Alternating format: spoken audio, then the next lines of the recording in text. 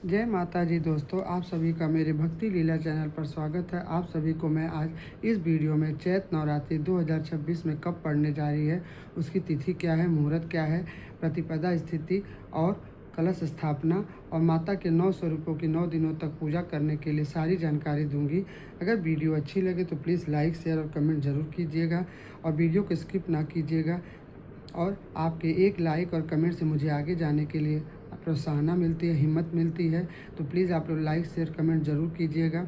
तो बता दें कि चैत नवरात्रि 2026 में 19 मार्च दिन गुरुवार से शुरू होकर के वहीं 27 मार्च को दिन शुक्रवार को समापन होगा। इस बार पंचांग के अनुसार साल चैत्र मास के शुक्ल पक्ष की प्रतिपदा तिथि 2 दिन होने के कारण असमंजस की स्थिति बनी हुई है। किस दिन चैत्र नवरात्रि आरंभ हो रही है, जाने चैत्र नवरात्रि की सही तिथि और मुहूर्त, सही जानकारी। तो बता दें कि हिंदू पंचांग के अनुसार सभी व्रतों में हिंदू धर्म में चैत्र नवरात्रि सबसे पवित्र और उत्तम माना जाता है। वैसे तो साल में 4 नवरात्रि आती है, 2 गुप्त और 2 सार्वजनिक। वैसे हर नवरात्रि का अपना अपना अलग ही महत्व होता है।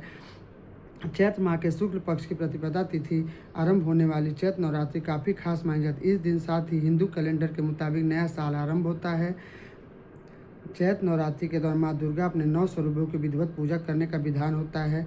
कहा जाता है कि माता का घर में आगमन होने पर घर की खुशहाली, पति पत्नी सर जीवन सुखमय होता है, घर में सुख समृद्धि का वास होता है। माता रानी अपने भक्तों पर प्रसन्न होती हैं तो उन्हें हर मनोकामना पूर्ण करती हैं।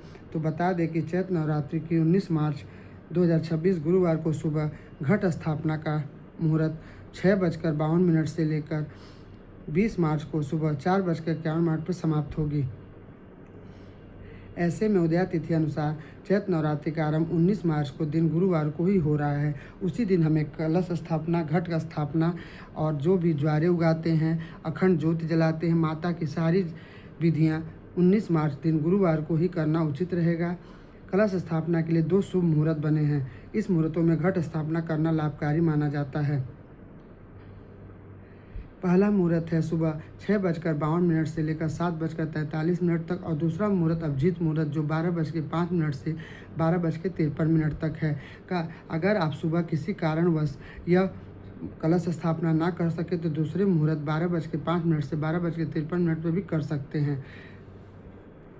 चैत्र नवरात्रि की चौघड़िया मुहूर्त भी हैं। शुभ उत्तम 6:26 से लेकर 7:57 तक है सुबह और चर मुहूर्त 10:58 से लेकर 12:29 PM तक शाम को है और लाभ उन्नति का मुहूर्त 12:29 से दोपहर 2:02 तक है। अमृत मुहूर्त 2:02 से लेकर 3:03 तक है। शुभ उत्तम मुहूर्त जो है 5:01 से शाम को 6:32 तक है।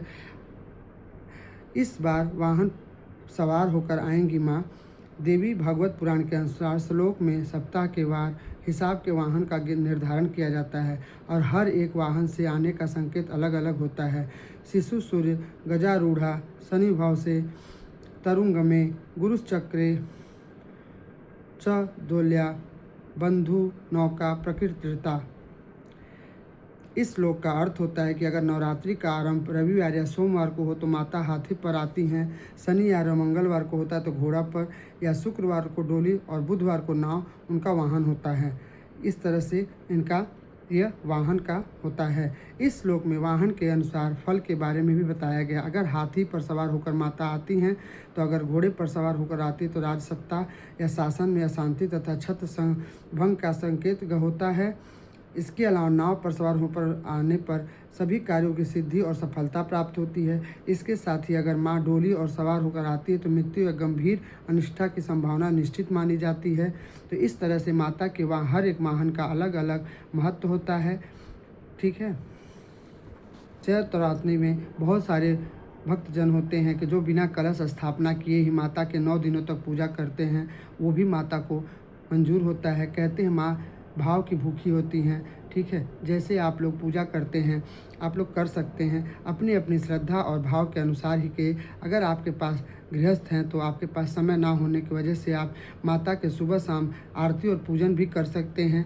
बहुत सारे बंधु होते हैं जो कलश स्थापना करते हैं, ज्वारे उगाते हैं, अखंड ज्योति जलाते हैं। कहते हैं अखंड ज्योति तभी जलाना चाहिए जब आप अपने घर में उपस्थित रहें। अगर घर में आपके घर में कोई देखने वाला नहीं हो और आपको कहीं जाना हो तो अखंड ज्योति नहीं जलाना चाहिए, जिससे माता का अपमान होता है। कहते हैं अखंड ज्योति जलाकर घर को अकेला और सूना नहीं छोड़ते हैं, घर के दरवाजे पर ताला नहीं बंद करते हैं।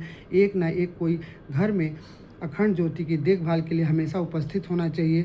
इस तरह से अखंड ज्योति जला सकें तो आपको अखंड ज्योति जलाना चाहिए, नहीं तो माता के सुबह शाम आरती और पूजन करके दीपक जलाकर करना चाहिए। अखंड ज्योति का संकल्प 9 दिनों का होता है जो खंडित नहीं होना चाहिए बीच में। कहते हैं 9 दिनों तक लगातार जलना चाहिए। अगर आपको बाती संभालनी होती है तो दूसरी दीपक उससे जलाकर उस अखंड ज्योति को बाती को संभालते हैं, फिर उसी बाती से उस दीपक को जला देते तो वो खंडित नहीं मानी जाती है। इस प्रकार से अखंड ज्योति, कलश स्थापना, माता के 9 स्वरूप, वाहन, सारी जानकारी मैंने आपको दिया है। अगर वीडियो अच्छी लगे लाइक कीजिएगा, शेयर कीजिएगा, कमेंट कीजिएगा। तब तक के लिए आशा करती हूँ कि आपको यह वीडियो पसंद आई होगी। धन्यवाद। जय माता जी।